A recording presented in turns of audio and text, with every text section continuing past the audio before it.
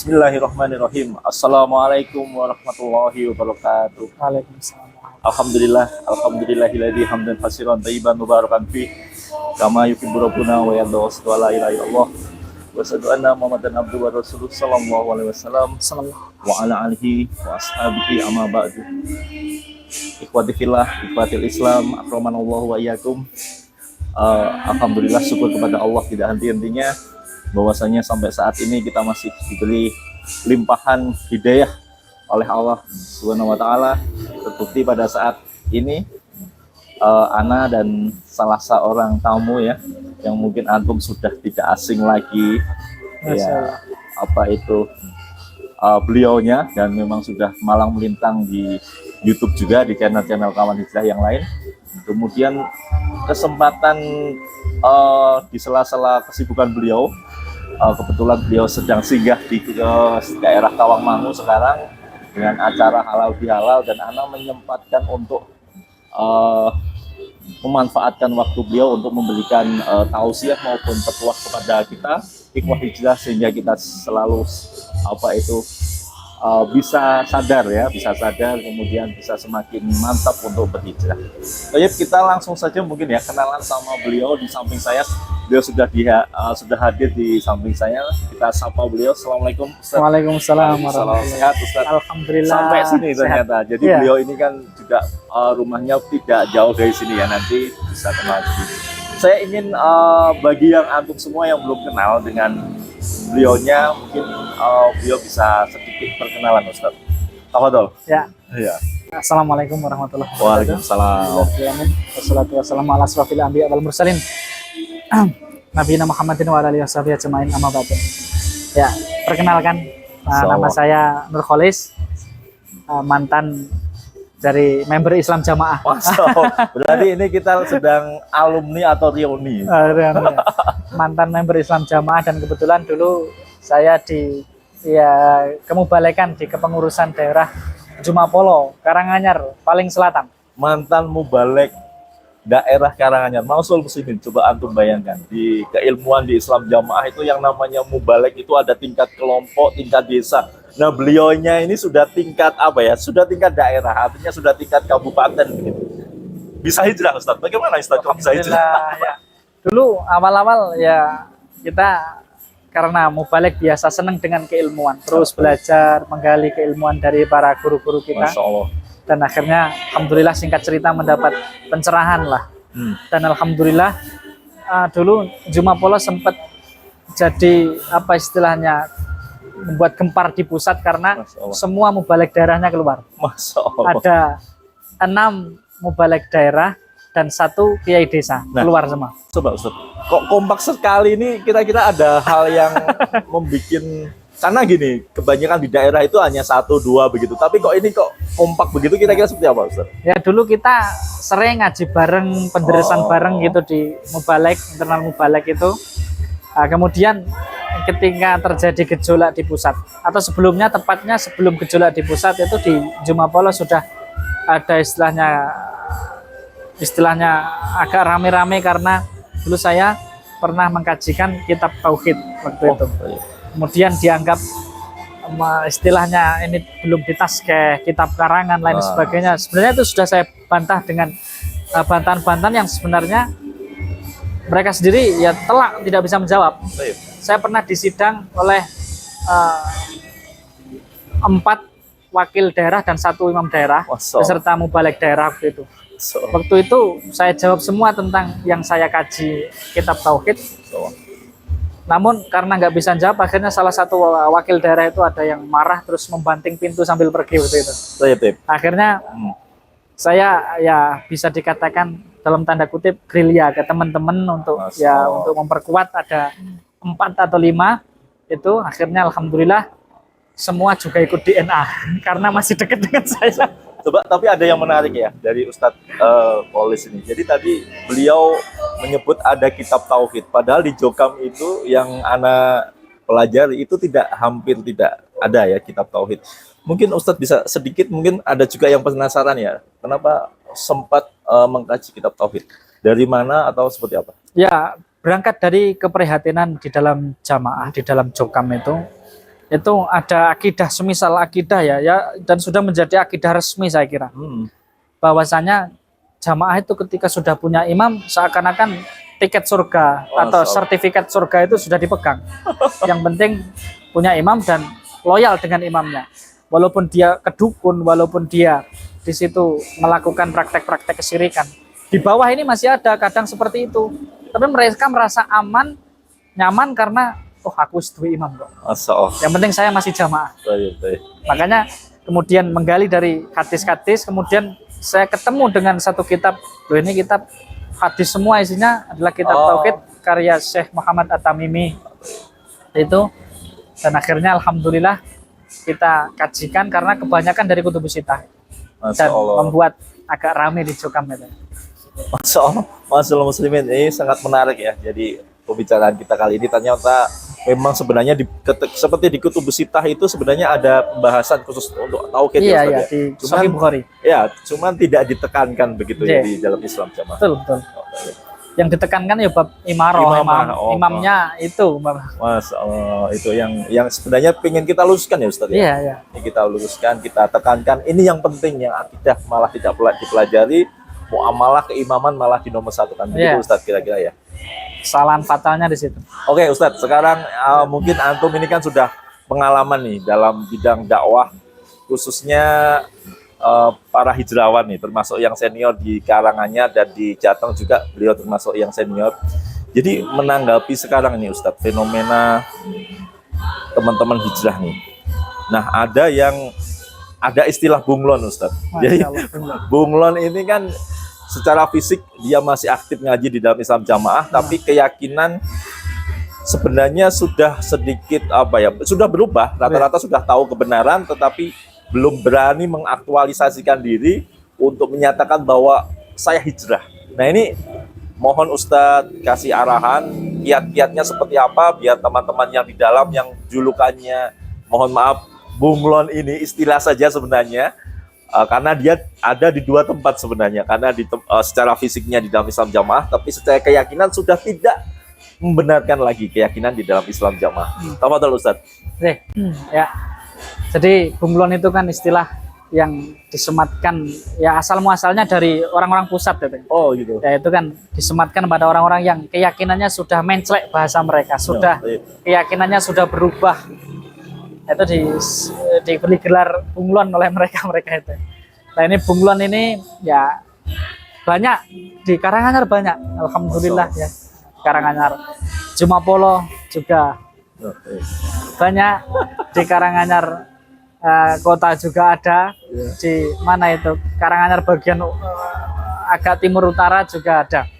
Nah ini teman-teman yang sebenarnya sudah memahami tentang penyimpangan Islam jamaah, namun kemudian masih berat hati untuk meninggalkan Islam jamaah, dan di situ akhirnya balik merasa nyaman lagi di Islam jamaah ini sebenarnya ada beberapa fase.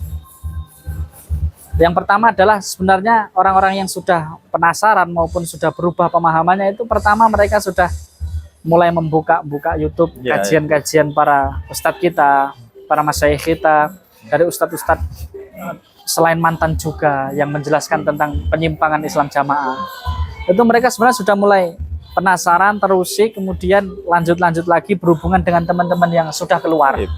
Mulai membuka bloggernya lagi sama teman-teman yang sudah di luar, komunikasi lagi, dan mulai goyah keyakinan Islam jamaahnya.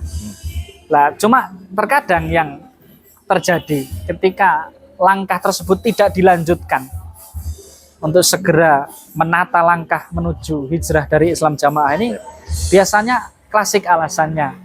Satu adalah biasa alasannya itu keluarga. Saya mau istilahnya menyadarkan keluarga dulu. Saya masih menjaga keluarga dulu. Saya masih menjaga orang tua istilahnya belum mampu kalau terjadi hal-hal semacam inilah. Yang kedua kemudian maisha biasanya. Maisha. Saya maishahnya masih banyak istilahnya income-nya dengan dari jamaah, istilahnya masih banyak di situ dari jokam. Alasan kedua. Kemudian setelah alasan satu dan kedua ini terus dipertahankan dan tidak berusaha untuk mencoba melangkah ke depan untuk hijrah. Akhirnya kemudian alasan ketiga muncul. Alasan ketiga muncul yakni alasan yang penting kan saya sudah tidak berpaham takfiri, saya sudah tidak berpaham seperti Islam jamaah. Tidak mengkafirkan. Saya tidak mengkafirkan. Ya udah saya di dalam dulu enggak apa-apa toh. Enggak usah lah. Artinya situ apa istilahnya teman-teman itu terlalu menekan saya untuk segera keluar. Yang penting saya kan sudah tidak berpaham Islam jamaah. Saya sudah sadar secara keyakinan sudah hijrah. Lah kemudian kalau itu dipertahankan terus tanpa adanya terus mengupdate keilmuan dari para guru-guru kita, akhirnya yang terjadi fase keempat adalah fase dia mulai kembali nyaman di Jokam, kembali nyaman di Jokam, kembali merasa nyaman di Jokam. Artinya di situ akhirnya ya keluar kata-kata dari hasil kenyamanannya di Jokam tadi, keluar kata-kata, udahlah Mas Fiska ini ngapain sih kontennya atau itu istilahnya video-videonya terus mendiskreditkan Jokam, terus memojokkan Jokam, atau bahkan dalam tanda kutip mereka kembali tambah nyaman lagi, ngapa sih kok ngelek-elek Jokam terus gitu. Yaudah wah sono-sono nggak usah ke Jokam. Nah, artinya ketika sudah pada fase tersebut maka itu bisa dipastikan dia 80% sudah mulai nyaman lagi di Jokam. Maka bagi teman-teman yang sudah bunglon, sudah istilahnya pemahamannya sudah bukan pemahaman takfiri, bukan pemahaman Islam jamaah, ini mestinya satu, terus mengupdate keilmuan, menambah keilmuan, terutama ilmu tentang tauhid, bahwasanya satu, rezeki ma'isyah itu di tangan Allah, bukan bergantung pada makhluk. Itu yang harus kita pahami pertama dan paling utama. Karena ma'ruf di dalam Jokam jargon yang terus disuarakan adalah metu ko jamaah deblek, raiso mangan, raiso urip. Nah, ini terus masa sih kita kalau sudah hijrah masih percaya dengan jargon-jargon seperti itu? Harusnya kan sudah ditepis. Nah, karena rezeki itu bukan Bapak Imam yang ngasih ya, justru Bapak Imam yang meminta, yang kita story, yang minta infak rezeki gitu. Seperti itu. Yang kedua adalah kita, alhamdulillah ketika sudah memahami tentang mana yang benar dari Islam yang sesungguhnya, penyimpangan daripada Islam jamaah itu apa, terus Islam yang sesungguhnya itu apa, itu yang kedua adalah kita harus memahami hidayah itu di tangan Allah juga. Artinya jangan sampai kita karena mungkin saudara, kerabat, orang tua dan lain sebagainya itu belum bisa total untuk hijrah atau belum bisa menerima bahwa Islam jamaah ini sebenarnya banyak penyimpangannya, maka kita harus tetap berani melangkah sembari terus berdakwah kepada orang tua dengan baik pastinya ya, dengan bahasa mereka itu pahit madu tapi kita harus melangkah. Kalau enggak kita karena orang-orang terdekat kita belum hijrah, kemudian kita tertahan tidak mau hijrah, ya ini kita ya akhirnya ketut gitu loh. Artinya harus bisa keluar dari zona nyaman ya Ustaz? Iya betul, zona nyaman. Karena apa? Ingat bahwasanya doktrin Jokam itu intensif dalam 1 pekan 3 kali bahkan 4 kali terus racun yang dimasukkan. Maka kalau kita nggak ada tekad untuk ada azam untuk segera melangkah, ini bahaya. Nah, seperti itu.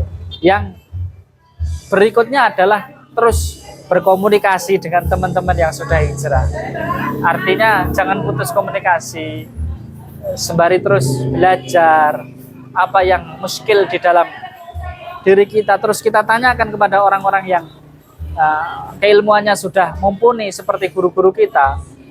Jika perlu mungkin ya delik-delik, mungkin kalau belum berani terang-terangan ngajak siapa, kita antar untuk bertanya atau lebih jauh. Sebenarnya beliau sangat welcome sekali. Telepon pun minta teman-teman yang sudah hijrah, nomor beliau welcome sekali. Ada Ustadz Khalil, ada Ustadz Abdul Mas'ud, ada Ustadz Abdul Aziz Ridwan. Ini beliau welcome untuk menjelaskan tentang keruwetan-keruwetan yang ada di dalam Islam jamaah. Ya, saya kira seperti itu. Intinya monggo para teman-teman yang sudah berpemahaman menyimpang bahasa mereka lah ya. Artinya sudah pemahamannya sudah Benar. bukan takfiri, bukan Islam jamaah, sudah berani membuka YouTube, penasaran dengan konten-kontennya teman-teman hijrah, ini terus menambah, mengupdate keilmuan. Masya Allah, itu. Nah, ini ada satu lagi Ustadz. Jadi setelah hijrah itu ternyata juga tidak mudah Ustadz ya. Jadi banyak yang kita amati sekarang ya, yang sudah hijrah ini supaya, karena gini Ustadz, jadi ibaratnya kita itu tidak mau jatuh ke lubang salah yang kedua kali. Nah, ini saya minta mauidhah kepada Ustadz, bagaimana yang sudah hijrah ini tetap dalam jalur yang benar, karena sebenarnya kan kita sudah diarahkan oleh Ustadz-Ustadz kita. Cuman ternyata ada ini beberapa teman-teman kita itu yang setelah hijrah itu merasa lebih seperti bebas begitu, malah tidak ada keilmuan yang merasa dituntut, kemudian ya tidak memperbanyak untuk mencari ilmu dan lain sebagainya. Monggo Ustaz, ada sebenarnya antum lebih kok malah minta mauidhah sama saya. Harus ada masukan dari Ustaz.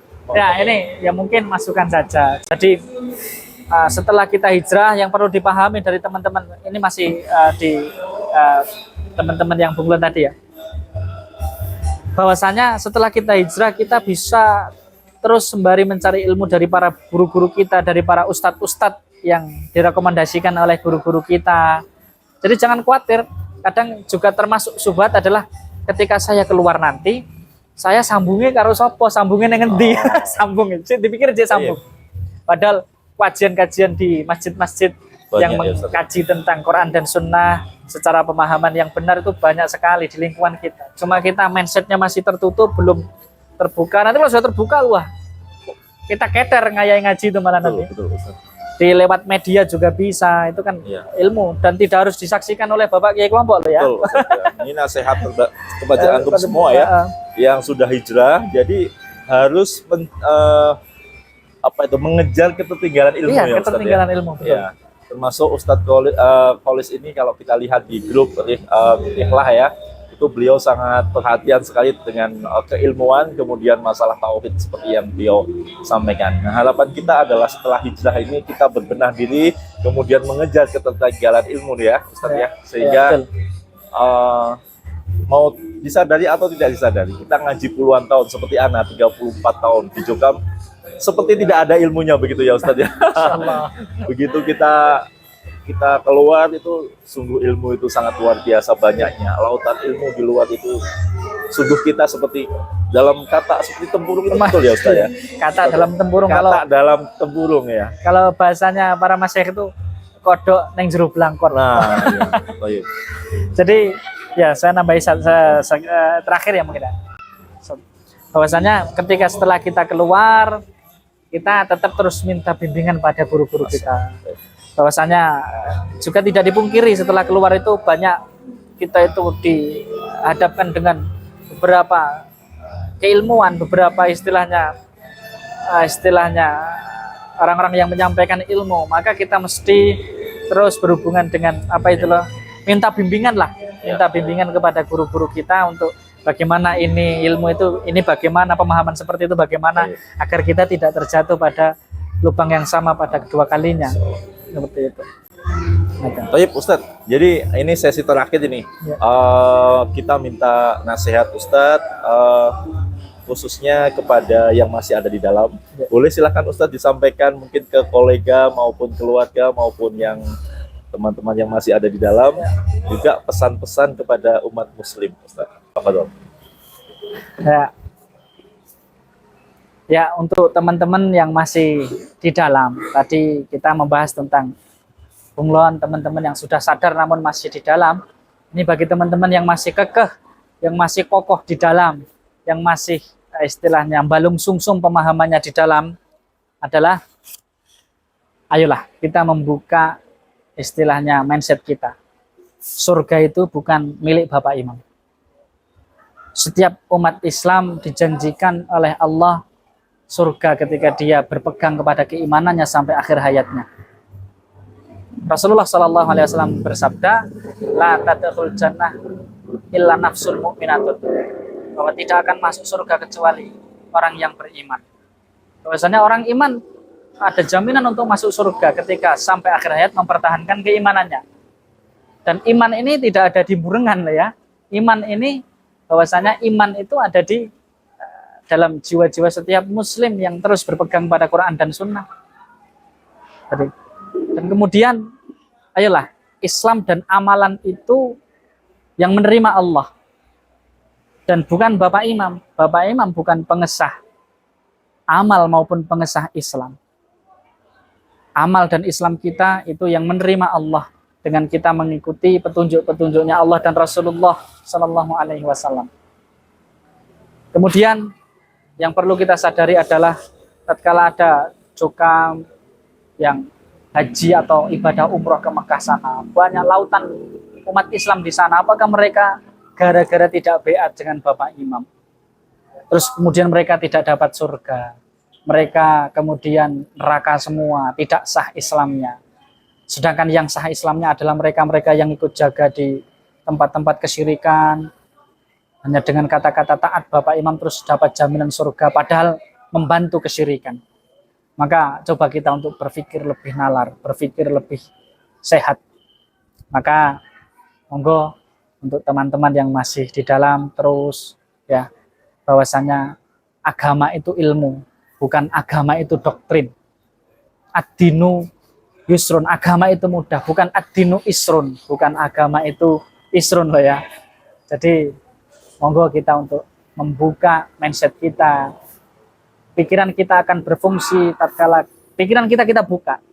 Sebagaimana parasut itu akan berfungsi ketika kita terjun dari ketinggian tempat tinggi ke itu ketika bisa berfungsi ketika parasut tersebut terbuka. Ketika parasut itu tidak bisa terbuka dan atau tidak dibuka, maka kita akan terhempas, jatuh hancur di bawah nanti. Dan membuka wawasan itu dengan keilmuan. Karena agama itu hakikatnya adalah ilmu. Ma'asyiral muslimin, demikian wawancara eksklusif kita dengan Ustadz Nurkolis. Semoga apa yang kita sampaikan maupun apa yang kita diskusikan kurang lebihnya bisa bermanfaat untuk antum semua bisa segera berhijrah, dan bagi yang sudah berhijrah segera menempatkan diri, memposisikan, membawa kepada masyarakat Islam rahmatan lil alamin. Dan kita selalu mendoakan bagi sekali lagi yang masih dalam Islam jamaah bisa mendapatkan hidayah taufik. Selamat berhari raya, waktu yang baik. Semoga amal-amal kita diterima. Taqabbalallahu minna wa minkum. Wassallallahu ala Muhammad wa ala alihi washabbihi wasallam. Wa akhiru da'wana alhamdulillahirabbil alamin. Subhanaka wa bihamdika asyhadu an la ilaha illa anta astaghfiruka wa atubu ilaik. Assalamualaikum warahmatullahi wabarakatuh.